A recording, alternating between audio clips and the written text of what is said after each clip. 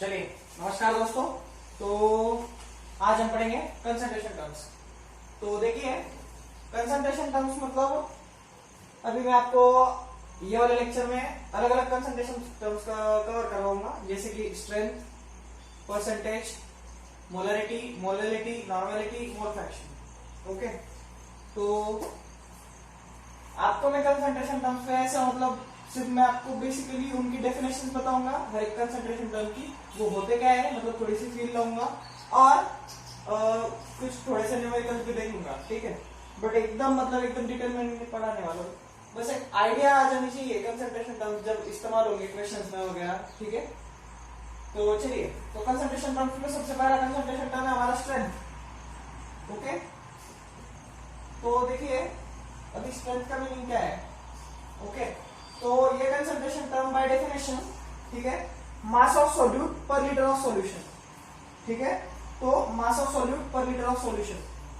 तो सबसे पहले मैं आपको सॉल्यूट और सॉल्वेंट के बारे में थोड़ी दो चीजें बता देता हूँ, ठीक है। जो मतलब जो कुछ सॉल्यूशन हम प्रिपेयर करते हैं, ठीक है, तो उसमें एक तो सॉल्वेंट होगा और उसमें जो कुछ हम ऐड करेंगे उसको बोलेंगे सॉल्यूट। तो समझ लीजिए ये बीकर है, उसमें कुछ सॉल्वेंट मौजूद है, ठीक है, उसमें हम कुछ डाल रहे हैं ऊपर से। ओके, मान लीजिए हम शक्कर और पानी ले रहे हैं, मतलब शुगर एंड वाटर है, ठीक। तो वाटर हो जाएगा सॉल्वेंट, ठीक है, वाटर क्या हो जाएगा, सॉल्वेंट, और उसमें हम जो शुगर डाल रहे हैं, ठीक है, तो शुगर हो जाएगा सॉल्यूट। ओके, और अगर हम सॉल्ट का वाटर बना रहे हैं तो सॉल्ट अगर हमने ऊपर से डाला तो सॉल्ट क्या हो जाएगा, सॉल्यूट, वाटर क्या हो जाएगा, सॉल्वेंट। तो एक आइडिया आ गया आपको सॉल्यूट सॉल्वेंट क्या होता है। तो स्ट्रेंथ का डेफिनेशन मैंने क्या बोला आपको कि मास ऑफ सॉल्यूट पर लीटर ऑफ सॉल्यूशन। क्या, मास ऑफ सॉल्यूट मतलब जितना कितना मास हमने सॉल्यूट का डाला है 1 लीटर ऑफ सॉल्यूशन में, ठीक है। तो एग्जांपल देखिए, एक बीकर है, ओके, एक बीकर में मैंने मान लीजिए कि 1 लीटर सॉल्वेंट भर के रखा है, ठीक है, 1 लीटर सॉल्वेंट, ठीक है। अब इसमें हमने कितना मास सॉल्यूट का डाला, ठीक है, मास ऑफ सॉल्यूट। ओके, तो ये हो जाएगा उसका स्ट्रेंथ, ठीक है, मास ऑफ सॉल्यूट पर लीटर ऑफ सॉल्यूशन। समझ में आ रही है आपको बात। मतलब मैं सिर्फ आपको डेफिनेशन नहीं समझाना चाहता हूं, अगर आपको बोल दिया जाए मतलब आपको फील आनी चाहिए। लैबोरेटरी में आपको दिया है, ठीक है, लैबोरेटरी में आपको बोला है कि भाई साहब ये है 1 लीटर सॉल्यूशन, 1 लीटर समझ आ रही है ना, जो मतलब अपने 20 लीटर की बोतल होती है तो उसमें 1 लीटर पानी होता है, ठीक है। तो भी उसमें अगर आपने 10 ग्राम, ठीक है, शुगर डाल दी, वो 1 लीटर 20 लीटर की बोतल में आपने 10 ग्राम शुगर डाल दी, तो उसकी स्ट्रेंथ क्या होगी, ठीक है, तो वो हो जाएगी 10 ग्राम्स पर लीटर। समझ में आ रही है आपको बात। तो स्ट्रेंथ का फॉर्मूला क्या है कि मास ऑफ सॉल्यूट बाय पर litre of solution bye 1 litre of solution, ठीक है। समझ में आ रही है आपको बात। तो अगर 1 लीटर की बोतल है उसमें आप 10 ग्राम चीनी डाल रहे हो, शुगर डाल रहे हो, तो क्या हो जाएगा उसका स्ट्रेंथ 10 ग्राम पर लीटर। समझ में आ गई बात। और एक एग्जांपल लेते हैं, मान लीजिए जो कि आपके नोट्स में भी है, जो मैंने आपको नोट्स प्रोवाइड किए, मान लीजिए ये सॉल्वेंट 2 लीटर है, मतलब सॉल्यूशन जो है वो 2 लीटर का सॉल्यूशन है, ठीक है, 2 लीटर का सॉल्वेंट है, ठीक। और अभी उसमें हमने जो NaCl ऐड किया, NaCl मतलब क्या, नमक। अभी नमक जो ऐड किया है अपन ने वो 40 ग्राम्स ऐड किया है, 40 ग्राम्स NaCl ऐड किया है। क्या किया मैंने, 40 ग्राम NaCl, ठीक है, वेइंग मशीन पर रखा, 40 ग्राम निकाला और 2 लीटर पानी में डाल दिया फॉर एग्जाम्पल। अब मैंने पूछा कि इसका स्ट्रेंथ बताइए मुझे, तो आप क्या करेंगे, मास ऑफ सॉल्यूट, ठीक है, तो आप रखेंगे 40, ठीक है, bye volume of solution 2 litres, तो क्या हो जाएगा 20 ग्राम पर लीटर। समझ में आ गया। तो ये थी हमारी स्ट्रेंथ की बात। ओके, तो मास को ग्राम में लेना है और सॉल्यूशन को हमेशा लीटर में लेना है, क्योंकि पर लीटर ऑफ सॉल्यूशन हमको स्ट्रेंथ मेजर करनी है, ठीक है। अभी इसको नोट कर लीजिए, और नोट करने की जरूरत नहीं है, वैसे मैंने नोट्स दिए, उसी को आपको कॉपी करनी है, तो हो गया।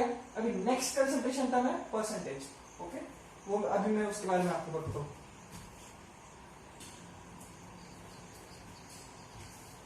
देखिए, कंसंट्रेशन टर्म्स में स्टूडेंट्स लोगों को मतलब आपको बहुत सारी दिक्कतें आ सकती है, ठीक है। तो मैं तो आपको हर एक मतलब डेफिनेशन की, हर एक चीज की कंसेप्ट बता रहा हूँ, ठीक है, साथ में साथ उसका फॉर्मूला बता रहा हूँ, ठीक।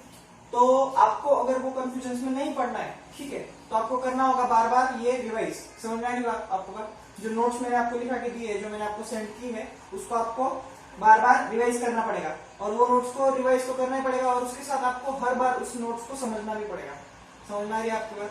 तो कंसंट्रेशन टर्म बोलती है आपके दिमाग में क्लियर होना चाहिए कि what is that concentration term, उसका डेफिनेशन क्या है, उसका फॉर्मूला क्या है, ताकि आप उसको यूज कर सके क्वेश्चंस में। ठीक है, तो अगला जो कंसंट्रेशन टर्म है वो हमारा है परसेंटेज। ठीक, अभी परसेंटेज मतलब क्या? ठीक है, आपको परसेंट मिलते हैं बराबर, तो इट्स लाइक पर 100। ठीक है, पर सेट मतलब पर 100। ठीक है, ऐसी वो चीजें होती है। तो पार्ट्स ऑफ सॉल्यूट पर 100 पार्ट्स ऑफ सॉल्यूशन। ठीक है, मतलब हर 100 पार्ट्स ऑफ सॉल्यूशन में कितने पार्ट्स ऑफ सॉल्यूट मौजूद है, वो हमको क्या बताएगा? परसेंटेज वाला कंसंट्रेशन टर्म बताएगा। तो परसेंटेज की कंसंट्रेशन टर्म में भी और 3 टर्म्स होती है। ठीक है, एक होता है परसेंटेज मास बाय मास। ठीक है, परसेंटेज बाय मास। एक होता है परसेंटेज वॉल्यूम बाय वॉल्यूम। ठीक है, और एक होता है परसेंटेज वेट बाय वॉल्यूम। ठीक है, आप पहली बार सुन रहे होंगे शायद ये, तो गौर कीजिए, बहुत हार्ड नहीं है। ठीक है, तो परसेंटेज ऑफ मास क्या होता है ना, अभी इसका फॉर्मूला क्या रहेगा कि मास ऑफ सॉल्यूट। ठीक है, मास ऑफ सॉल्यूट, ठीक है, divided by mass of solution into 100। ये क्या हो गया? परसेंटेज बाय मास। समझ में आ रही बात?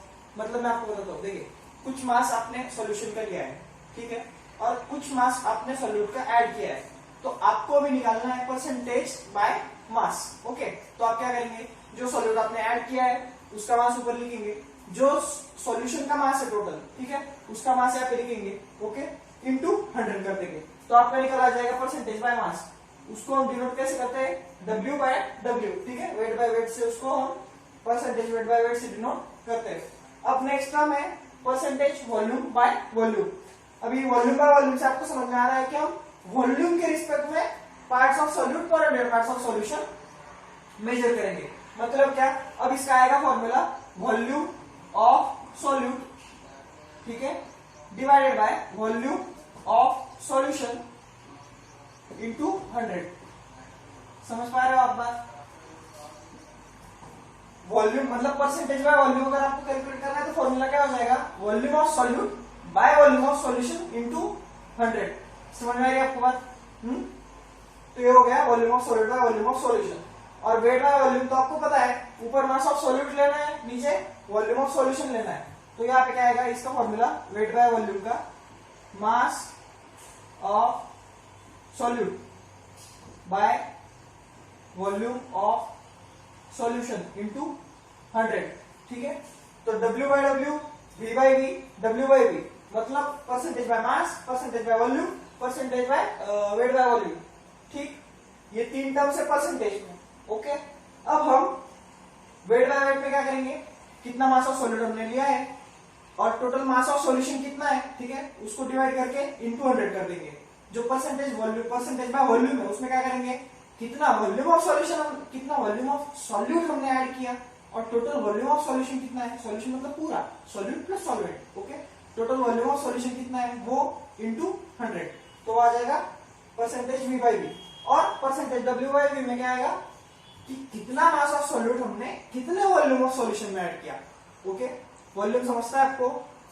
1 लीटर अगर पानी की बोतल है तो पानी का वॉल्यूम कितना हो गया? 1 लीटर। ओके, चलिए, तो और वेट का भी मीनिंग पता है ना? वेट मतलब कितना मास है। ओके, मास इंटू ग्रेविटी, वो वेट होती है।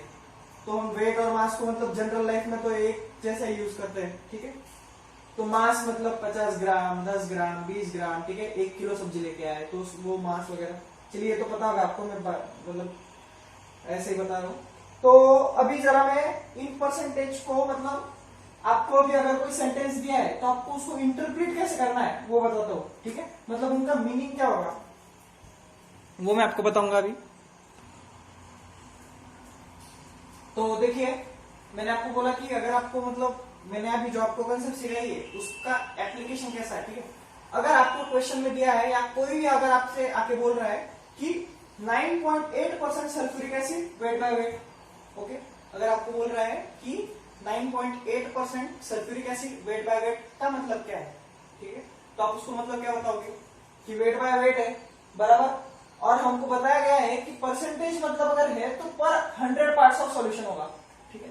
मतलब क्या, इसका मीनिंग हो जाएगा कि 9.8 ग्राम ऑफ H2SO4, ठीक है, क्या 9.8 ग्राम H2SO4 ये हमने डाला किसमें है, इन 100 ग्राम ऑफ सॉल्यूशन। समझ में आ रही है आपको बात, ठीक है। जो परसेंटेज जो होता है वो होता है पार्ट्स ऑफ सॉल्यूट पर 100 पार्ट्स ऑफ सॉल्यूशन। समझ आ रही है आपको बात, पार्ट्स ऑफ सॉल्यूट पर 100 पार्ट्स ऑफ सॉल्यूशन। तो अगर आपको बोला है 9.8% H2SO4 वेट बाय वेट, तो आपको क्या करना पड़ेगा, सॉल्यूशन का भी वेट लेना पड़ेगा और सॉल्यूट का भी वेट लेना पड़ेगा, ठीक है। तो 9.8 ग्राम H2SO4 जब 100 ग्राम सॉल्यूशन में डालते हैं तब वो हो जाएगा 9.8% H2SO4 वेट बाय वेट, ठीक।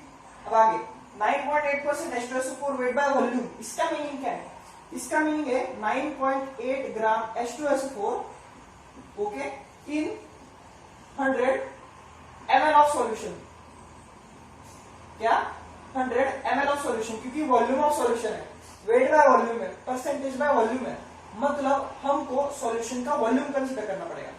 क्लियर है बात, मतलब वेट बाय वेट आएगा तो दोनों का वेट कंसीडर करो, वेट बाय वॉल्यूम आएगा तो सॉल्यूट का वेट कंसीडर करो और वॉल्यूम सॉल्यूशन का वॉल्यूम कंसीडर करो, ठीक है। देखिए मैं आपको सिर्फ फॉर्मूला, उनका इंटरप्रिटेशन, उनका मीनिंग यही नहीं समझाना चाहता हूँ, मैं आपको फील भी लाना चाहता हूँ। मतलब मान लीजिए अगर आपको कोई बोलता है कि चलो बेटा आप 9.8% H2SO4 wait by wait create करो, तो आपको क्या करना पड़ेगा, 100 ग्राम वाटर लेके आना पड़ेगा, ठीक है। वाटर का वेट कीजिए, 100 ग्राम वाटर ले लिया, ठीक है। और आपको 9.8% H2SO4 वेट बाय वेट डालना है, तो आपको 9.8 ग्राम H2SO4 sulphuric acid weight calculate करना पड़ेगा, उतना डालना पड़ेगा, ठीक है। मतलब 9.8 ग्राम H2SO4 आपने 100 ग्राम सॉल्यूशन में जब डाला तो आपका क्रिएट हो गया 9.8% H2SO4 वेट बाय वेट, ठीक। और अगर आपको बोला कि 9.8% H2SO4 wait by volume create करो, तो आप क्या करेंगे, 100 ml सॉल्यूशन का लाएंगे, ठीक है, 100 ml वाटर लेंगे और उसमें डालेंगे आप 9.8 ग्राम H2SO4। और अगर आपको कोई बोलता है कि आप वेट बाय वॉल्यूम, मतलब sorry volume by volume, percentage by volume बताइए, मतलब 9.8% H2SO4 वॉल्यूम बाय वॉल्यूम में कीजिए, तो आप क्या करेंगे, 9.8 ml H2SO4 लेंगे और उसको डालेंगे 100 ml सॉल्यूशन में। समझ आ रही है आपको बात, मैं क्या बोलना चाह रहा हूँ, हाँ। तो चलिए ये भी हो गया। और स्ट्रेंथ के बारे में अगर आपको बोला है तो आपको बोला कि चलो बेटा 20 ग्राम लीटर का स्ट्रेंथ का हमको ये बताओ, मतलब सॉल्ट सॉल्यूशन बना के दिखाओ, शुगर सॉल्यूशन बना के दिखाओ, तो आपको समझ में आना चाहिए कि कितना लीटर हमको लेना है, कितना मास उसमें डालना है, ठीक है।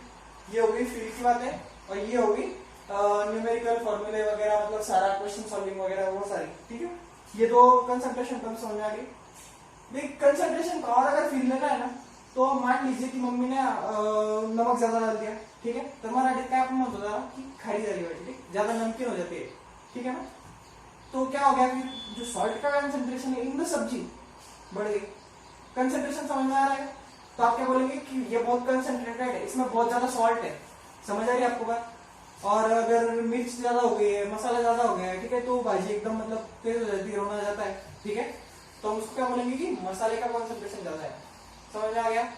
और अगर मान लीजिए कि आपने पानी ज्यादा डाल दिया है सब्जी में, ठीक है, तो क्या हो जाएगी, एकदम फीकी हो जाएगी सब्जी, समझ में आ रही। तो आपने कर दिया उसको डाइल्यूट, क्या कर दिया आपने, उसको डाइल्यूट कर दिया सब्जी को, पानी ज्यादा डाल दिया। समझ आ रही है आपको बात। तो डाइल्यूशन का मतलब क्या, कि पानी का ऐड करना और उसको डाइल्यूट करना, ठीक है, कंसंट्रेशन कम करना, मतलब सॉल्यूट के, ठीक है, मतलब मसाले का कंसंट्रेशन कम हो गया फिर, ठीक है ना, क्योंकि फीकी हो गई फिर सब्जी। तो डाइल्यूशन भी समझ में आ गया, कंसंट्रेशन भी समझ में आ गया आपको। चलिए आशा करता हूं मैं अगला कंसंट्रेशन है, अगला कंसंट्रेशन टर्म है मोलरिटी, ओके, कैपिटल एम से डिनोट करते हैं। चलिए तो देखिए अभी मोलरिटी क्या है, ओके, तो ये आपको ये तो समझ में आ गया ना, परसेंटेज और इसका स्ट्रेंथ। चलिए तो मोलरिटी में क्या है, सबसे पहले मोलरिटी की डेफिनेशन समझ लीजिए, number of moles of solute पर लीटर ऑफ सॉल्यूशन। लिख देते हैं हम फॉर्मूले में जैसे, ठीक है, मोलरिटी को कैपिटल एम से डिनोट करेंगे, ओके, और इसका फॉर्मूला हो जाएगा number of moles of solute, okay, bye volume of solution, ठीक है। और ये लीटर्स में रहता है, ठीक है, लीटर्स में। ओके, तो देखिए number of moles of solute पर लीटर ऑफ सॉल्यूशन, ठीक। अब इसको फिल कीजिए जरा। ओके, अब मान लीजिए ये NaCl जो होता है, ठीक है, और नहीं तो फिर मान लीजिए कि आपने लिया है NaOH। ओके, एक मिनट जरा, शायद मैंने कुछ गलती करी होगी, कोई गलती नहीं की, चलिए ठीक है। हाँ, तो NaOH लिया है आपने, ठीक है। NaOH का मोलर मास क्या है, देखिए NaOH, ठीक है, NaOH का मोलर मास होता है 40 ग्राम, ठीक है, क्या होता है 40 ग्राम। अब मान लीजिए कि मैंने एक काम करते हैं, हाँ ठीक है, तो NaOH का मैंने लिया 4 ग्राम, ओके, या फिर मान लीजिए कि 40 ग्राम NaOH मैंने लिया, ठीक है, 40 ग्राम NaOH मैंने लिया और मैंने इसको डाल दिया 1 लीटर सॉल्यूशन में। देखिए ये बीकर है, उसमें 1 लीटर सॉल्यूशन भरा पड़ा है, ओके। अब 1 लीटर सॉल्यूशन में मैंने 40 ग्राम NaOH डाल दिया, मतलब क्या, मैंने NaOH का 1 मोल डाला, ठीक है, ओके। तो मोलरिटी ऑफ द सॉल्यूशन क्या हो जाएगा 1, क्या, number of moles of solute, तो number of moles of solute क्या हो जाएगा 1, वॉल्यूम ऑफ सॉल्यूशन क्या है 1 लीटर 1, तो 1 बाय 1 1, मतलब 40 ग्राम NaOH में अगर 1 लीटर ऑफ सॉल्यूशन में डाल रहा हूं तो मेरी मोलरिटी हो जाती है 1, फील हो रही है, दिमाग में आ रहा है आपको, ठीक है, ओके। तो 40 ग्राम NaOH मतलब 1 मोल अगर हम सॉल्यूट का 1 लीटर सॉल्यूशन में डाल रहे हैं तो मोलरिटी हो जाती है 1।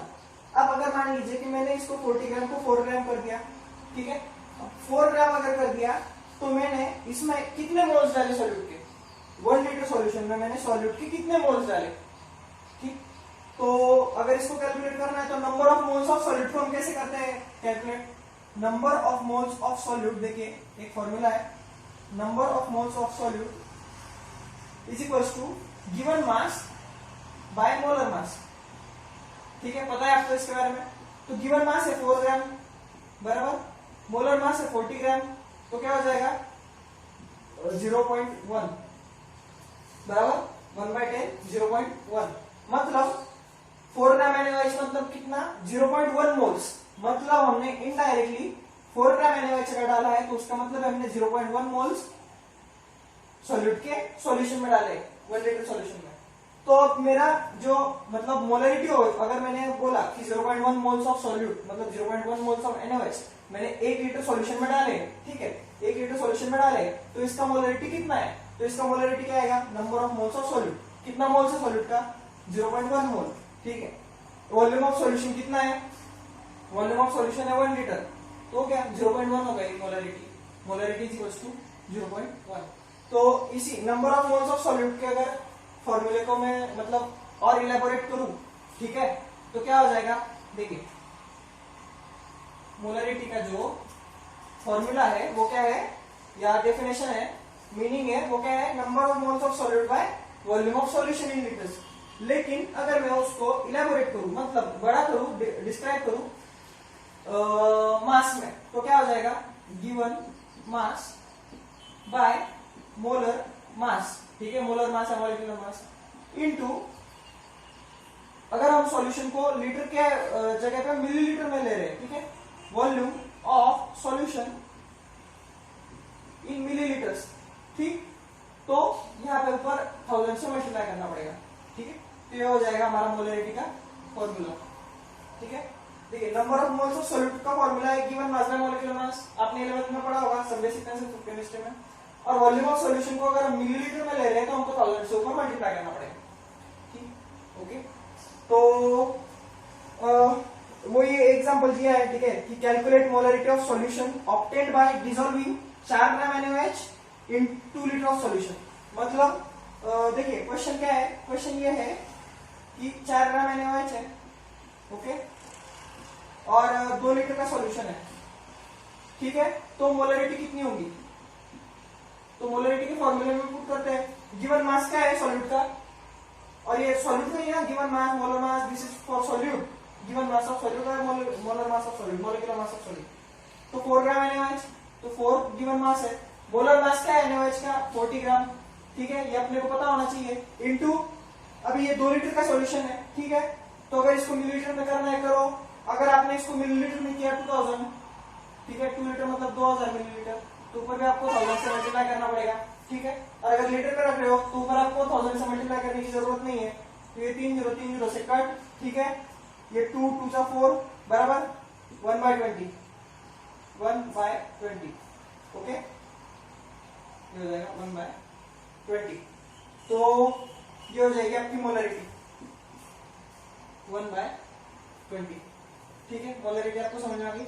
अब मैं आपको मोलरिटी कैलकुलेट करना सिखाऊंगा ऑन डाइल्यूशन, ठीक है।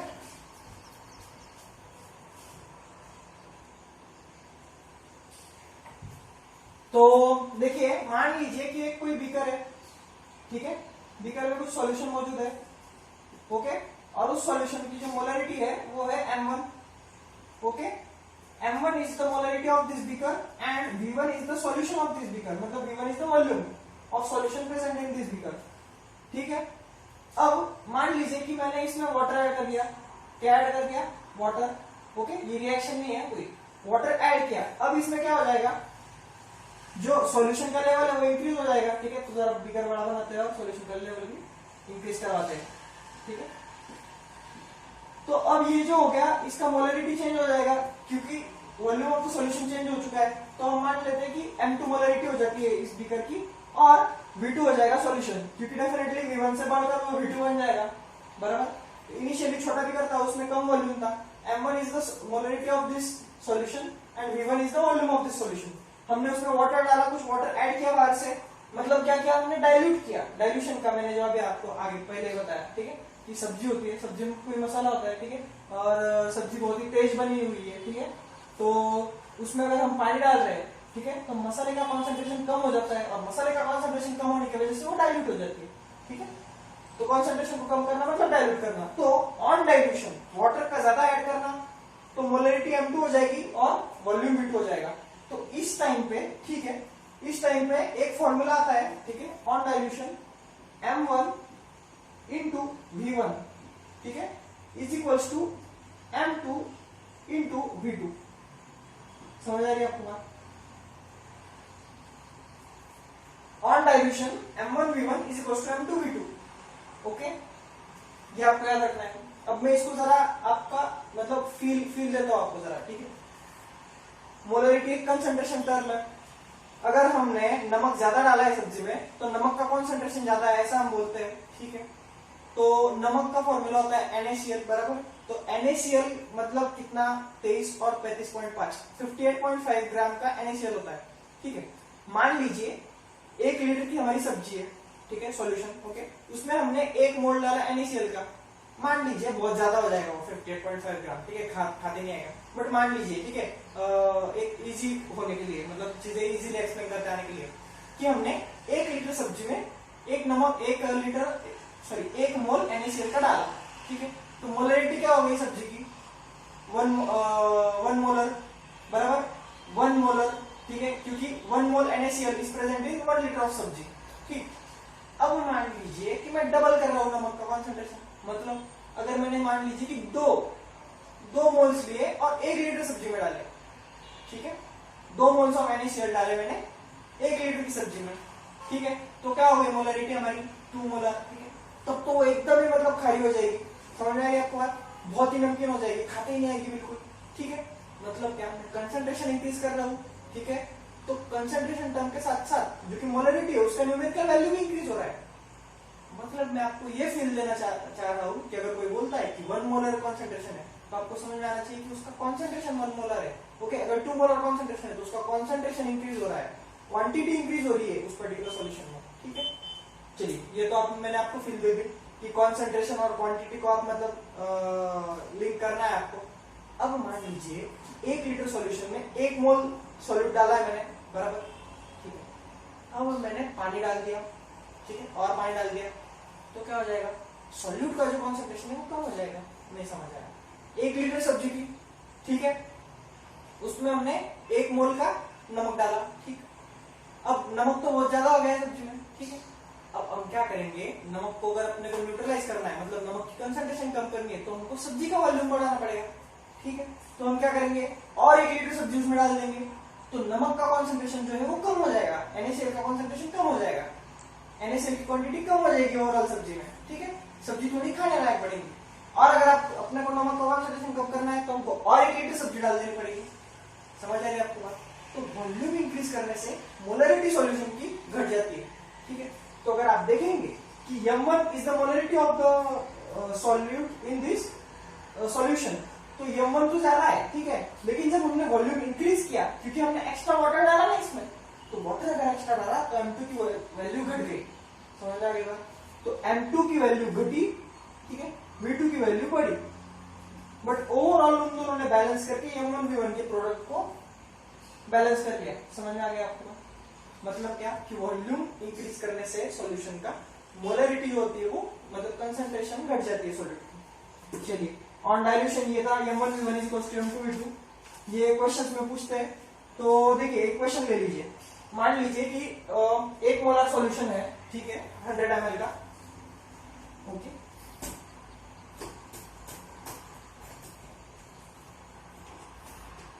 तो देखिए 1 मोलर सॉल्यूशन है,